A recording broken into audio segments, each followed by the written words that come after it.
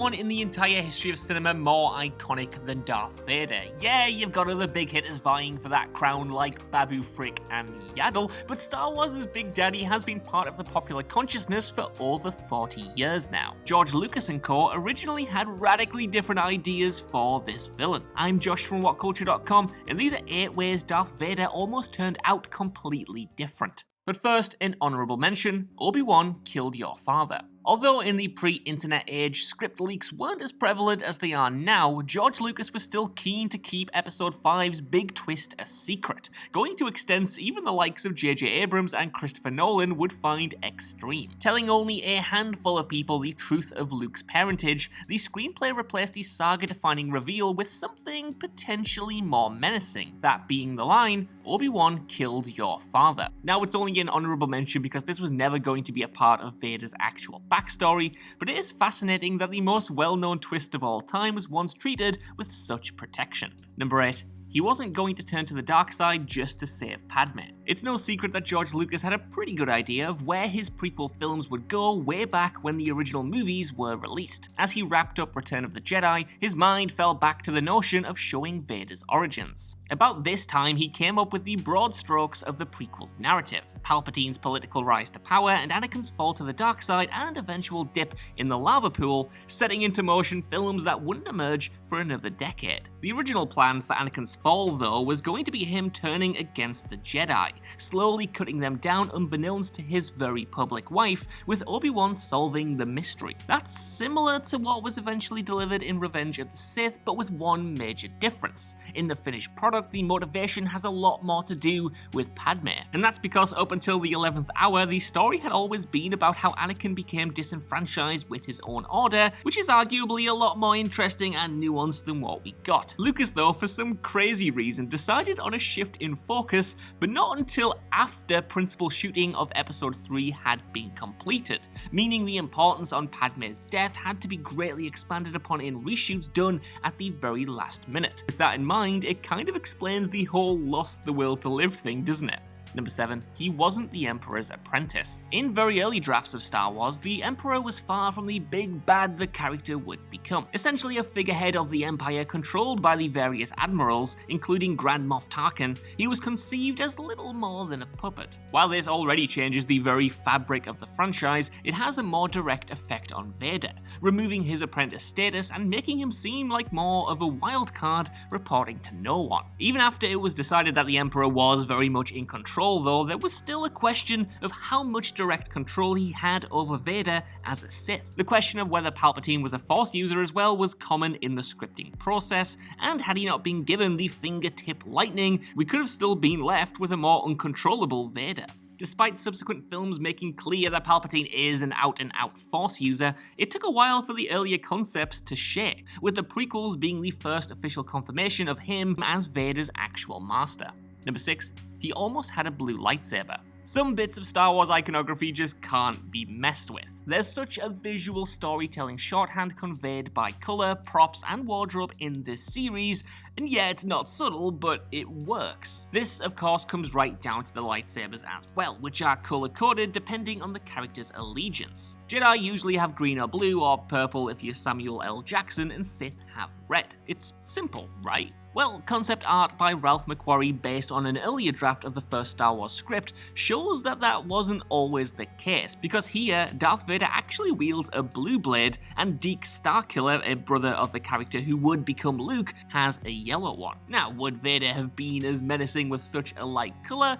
Probably not, and I think it's a good thing that they ended up going with red. Number 5. Lucas was going to kill him before the Emperor. When he'd first written Star Wars, Lucas realised that the story was so expansive that there was enough material for many more movies, with the idea of 2 or even 3 trilogies being thrown around from the early days. As a result, there was a time when a sequel trilogy was more likely than a prequel one. Originally, these follow-up episodes involved Luke looking for his sister, who is not Leia in this version, with the two teaming up to finally take on the Emperor in number 9. But the big changes themselves begin in an alternate episode 6. A slight hangover from early drafts, the original Revenge of the Jedi would see Vader killed in the second confrontation between him and Luke. Not only would this obviously change Vader's entire arc, removing his redemption, but it would place him back as a supporting role in the story, bumping Palpatine up to the focal villain. Lucas would later decide to end things with Return of the Jedi, and thus these threads were all compounded into that one episode, leading to all loose ends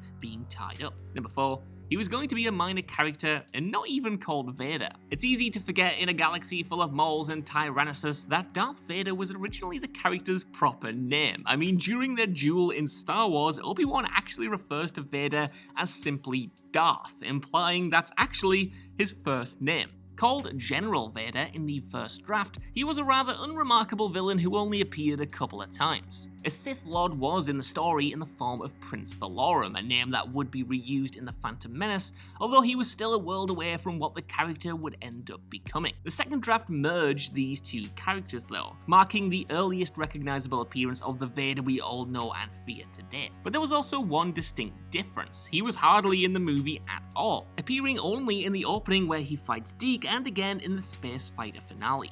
Number 3, he died at the end of A New Hope. Anakin Skywalker is such an essential part of the Star Wars saga that we know today, but that wasn't always the case. Back in the earlier drafts, the Vader Valorum construct was going to die at the end of the first Star Wars. A minor Imperial with some Force powers, his role was essentially to expand the scope of Force sensitives, which his very presence did. As a secondary villain, however, it was logical for him to die before the credits roll. It goes without saying that killing Vader at this point would have altered the direction of the saga completely from what we know today. But even when he decided to spare Darth, Lucas had already been thinking of taking the saga away from family politics to something more galactic. But one out of the blue idea changed his mind entirely.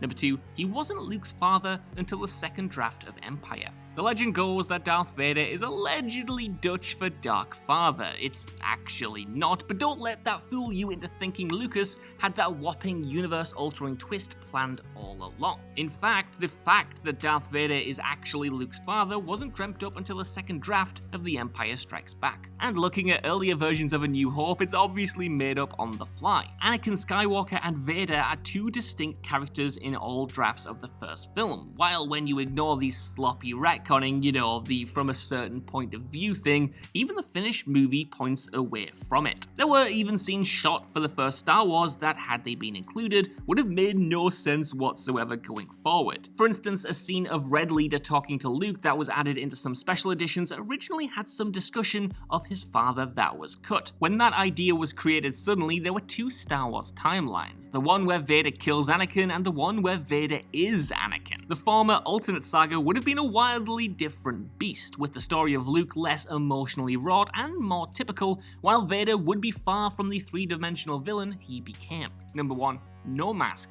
Vader's mask is by far the most iconic element of the character, which is why it's surprising that it wasn't a key part of the character until well into the screenplay process. When Ralph McQuarrie realized Vader was traveling from one ship to another in the opening, he suggested to Lucas that he should probably wear a breathing mask. It was mostly to avoid people constantly pointing it out as a plot hole on the IMDb Goofs page 30 years later, but it got the director's mind running. Soon he wanted this minor character in this movie more, bumping up Vader's role to be a more prevalent threat. Realizing just how alluring the respirator was, Lucas eventually decided to have the mask, initially included just for that one scene, as a permanent robotic suit. Before the mask was added, the plan was to just have whichever actor was cast's face out in the open, with the character potentially sporting some kind of samurai-inspired armor. Not only would this have made Vader immediately less threatening, but even today Vader seems futuristic in these movies. Neutering the character in its absence, the lack of mask would have given us a less menacing villain and would have in turn weakened the film's effect. The helmet wouldn't have just led to a completely different Vader, but a completely different Star Wars. So that's our list. Want some of you guys think down in the comments below. Are there any cool tidbits about old Darth Vader that I missed off this list? And how many of these did you already know? And also, while you're down there, could you give us a like, share, subscribe, and head over to whatculture.com for more lists and news like this every single day. Even if you don't know, I've been Josh. Thank you for watching, and I'll see you soon.